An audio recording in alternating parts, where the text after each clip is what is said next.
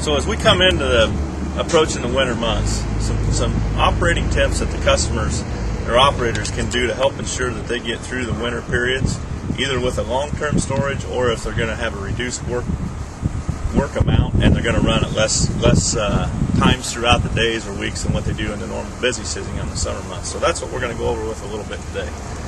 One of the first things that you would like to do is make sure that you've got your battery in good condition, and when I say that, what we're looking for there is the opportunity to make sure that your electrolyte or your fluids are full in your battery cells.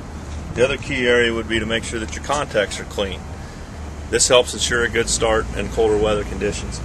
Now the other part of that charging system that's pretty vital in that is an alternator, and making sure that we got the correct voltage and the correct charge coming from our alternator to ensure that our battery will start on the days that we need it.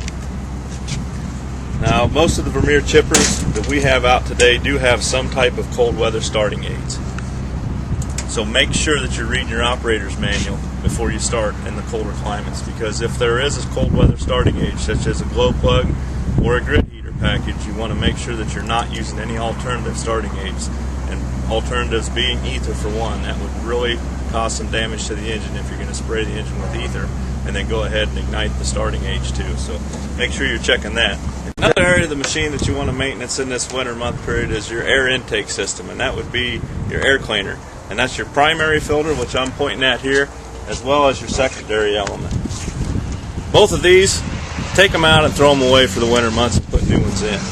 This one you're typically blowing out through the summer months when you're working, and this one is typically not changed near as often. So the winter months is a good time to just pull them both out, discard them, and put fresh ones in for your spring startup. A good principle during the winter months is to always make sure that the machine's cleaned at the end of the day.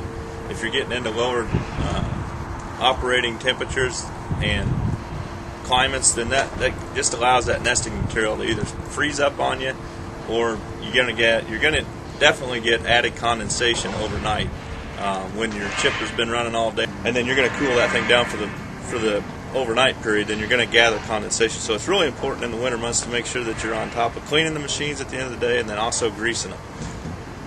And when I'm talking about condensation, I'm talking about areas such as bearings. Condensation in bearings is probably one of the number one reasons why a bearing will start to corrode, pit, and then fail sooner than what expected life is. And the reason why that's worse in the wintertime than in the summertime is just due to the operating temperatures. There's a vast difference when the machine's up and running in the operating temperatures of a summertime. There's not near as much cool down in terms of temperatures from what there is in the winter months. So in the winter months, when it cools down and your temperatures get below 30 degrees, that condensation builds quicker than what it would in the summertime.